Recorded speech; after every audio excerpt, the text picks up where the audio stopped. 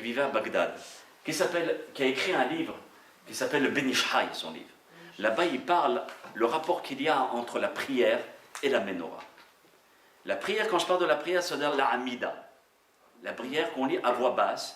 D'accord? Ce rave-là, il nous fait le rapport entre les deux.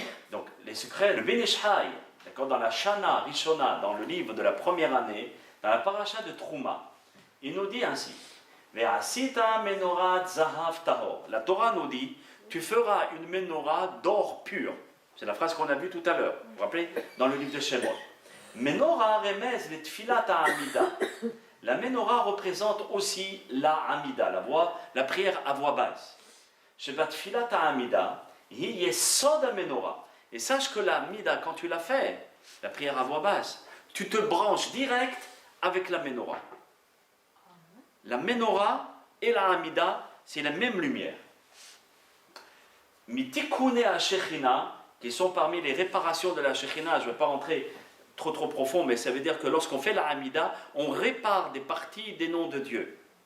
Tsarir shetihiyeh zahav tahor. Il faut que la menorah soit en or pur. De même, notre Hamida doit être en or pur. Ça veut dire la clarté, la pureté. La shon tsar belo ta'out. Il faut que ta Hamida soit claire sans faire de faute. De même, le Kohen, quand il allumait la menorah, il ne faisait pas traloued, il allumait le 7e et après le 3e. Non, il y avait un ordre. Il y avait une discipline dans ce qu'il devait faire.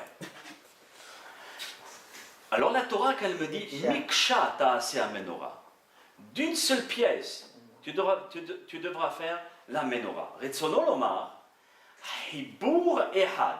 Cela veut dire que la menorah devait être d'une seule pièce et la Hamida doit être aussi d'une seule pièce. Chez l'oyafsik betor tefilat ha'amida, il ne doit pas s'interrompre, d'accord? Allô? Oui. Ah, toi tu vas bien, papa, tu vas bien, oui, prends-moi le couscous de côté. Oui, Hachem, excuse-moi, bon, j'étais avec... Et on continue. Ah, c'est shalom.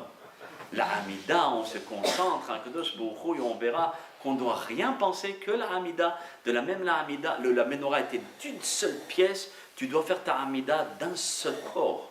D'accord? Et on ne doit rien penser. Et regardez ce qu'il nous dit le Rav. Afilo bedavar shebakdusha.